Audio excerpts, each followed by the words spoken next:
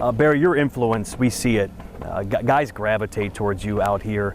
How much do you enjoy being around the guys at whatever stage it is, developmental, major league level, being around the guys and just being around baseball? Yeah, this is, I really look forward to spring training every year because it's an opportunity in a very kind of comfortable, relaxed atmosphere just to spend time to talk about baseball or not baseball, talk about life, and really get a chance to know the guys just as individuals, as people.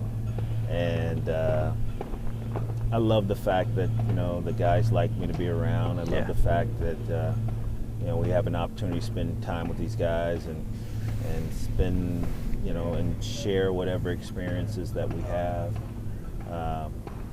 I just feel like it's just a really great environment, and I feel like, the people that we have around the organization, just really good people, and I feel like the people that we've drafted into the organization are really good people. So it's just, it's just a very comfortable atmosphere. In spring training, there's a lot of work that gets done. There's a lot of, it's a chance to really kind of explain and understand why we're asking players to do what they're doing. And I feel like those lines of communications have been good. Yep. They've been open, and everything's been very positive. The one relationship that I always get a kick out of watching is you and Elly, and we've seen it grow. Yeah. How has it grown, changed over the last few years? Man, Elly and I, we spend time talking about whatever, and it's been so awesome to see him develop as a young man, develop as a baseball player. Elly and I have a picture of when we were back in the Dominican Republic, and he was 16 years old. Part of that conversation was, hey, can I come live with you at some point? Oh, and train and whatever. And, oh my God! Did you consider it? He was probably that big, bro. But to see him take off like he's taken off, and maintain his humility, and that was my biggest message to him. When you become, when you become a superstar, because I believe he identified early as a guy that was going to be, I don't know if everyone expected him to be what he is now, but a special player, just a special talent with a special mind and, a different edge to his aggressiveness of attacking the game. So it's been consistent. It's been expected for him to have the success, not as, I'd have to take that back. I don't know if anyone expected him to have this kind of success so early in his career, but for him to aggressively attack the game in the manner that he attacks the game, he's always had. That's been a part of who he is. And, it's amazing, the picture that I'm referring to, he is intently, you could see I'm addressing a group of players, the photographer's behind me, and so it's over my shoulder, and you could see him, and you could see the intensity in his eyes and listening to exactly what I'm saying. It's like he just wanted it so bad, and that was so obvious when he was 16 years old. So to see him doing what he's doing now and maintain the humility and the relationships that he has, it's just been amazing. Is there a kinship between the two of you because of so many shared experiences of course. stardom, shortstop, Cincinnati? Of course, Yeah. all of that. And just yesterday we were just talking the other day about silver sluggers. He said, they talk about defense all the time, but I want to talk about these silver sluggers. Right? I think I need to catch up. I was like, well, you better come on, bud. He's like, because you got 8. I said, no, I don't have 8. He's like, no. I said, no, I got 9. So, oh yeah, man. There's a kinship. There's competition because you always want to be better than. You want to be the best, right? And so yeah, there's a lot of commonality, right? Because I was a good player and he is a great player, and all the achievements. And at the end of the conversation, he was like, in Cooperstown as well. Like, yeah, bro, in Cooperstown. Yeah. Let's go ahead and just play a couple. We'll wait about 25 years for that. Hopefully, I'll still be around. But isn't there a sense in no matter what we do, Barry, whether it's my job, your job, that you always want to leave it better for somebody else, and you want to see somebody succeed more than you did? And that's on a daily basis. You know, that's why we're here, is to help these guys and give them the experience that we have,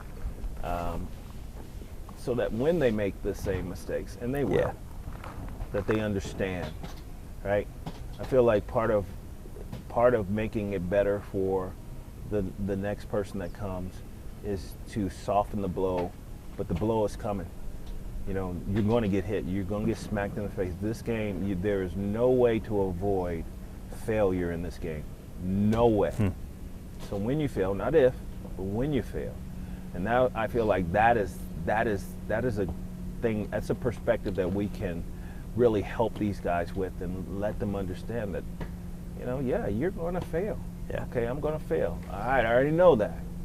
And when you fail, let's learn from it, because if you don't have that tutelage, it's just incredibly frustrating. And you fail again, and you fail again, and then you fail again, and then eventually you go, oh, well, maybe I ought to try something different. Well, you know, that's how it was with us, because we didn't have special advisors. We didn't have all kind of guys coming around. Yeah. Right? We had to go out there and kind of figure it out on our own. We did have the Pete Rosens, the Tony Perez, and the Johnny Benson, the Joe Morgans, and Dave Concepcion, and the Ken Griffey Seniors. We had those guys around us, but they weren't in camp. They would come around every once in a while.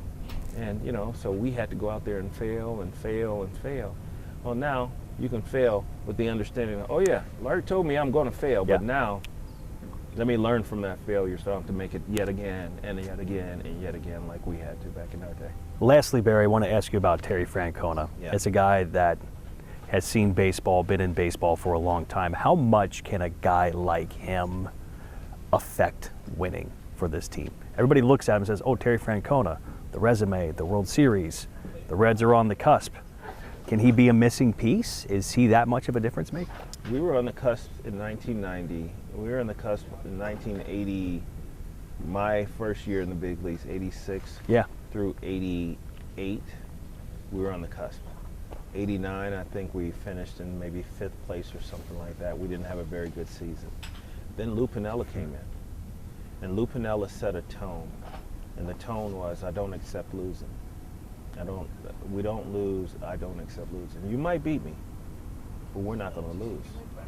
And once you understand what that really truly means, it means I'm not going to beat myself. Lou Piniella did not accept mental errors. Mental mistakes was one of the things that Lou just would not accept. You think about this team and where they were over the last couple of years with all the young players that they have. There was mistake after mistake after mistake that was made physically, but many of those mistakes was a byproduct of the mental mistake, right? Be it outs on the bases, throwing to the wrong base, not showing up, making the wrong pitch. Yeah. You know, whatever. All the mistakes that young players make when they're out there trying to figure it out for themselves, right? But when you have a guy that's holding you accountable and saying, as Lou Piniella did, that I am not accepting mediocrity on the mental side of this game. That doesn't happen. Now the path of least resistance is to not make those mental mistakes. Or the path of least resistance is to pay attention to the details. That is the impact that I believe Tito Francona is going to have on these young players. And I think that will manifest itself into better quality baseball, which in turn hopefully will lead to wins. So I think he will make a significant difference. Whether or not it translates into wins or not, we'll have to see. But I know there will be more. I think what the players talked about, I heard Indians talk about it, I heard Spencer. I think the word they used was accountability. Yeah. I think there will be a higher level of accountability for all the players in how they play and how they approach the game. Outstanding. Thanks, Barry. All right.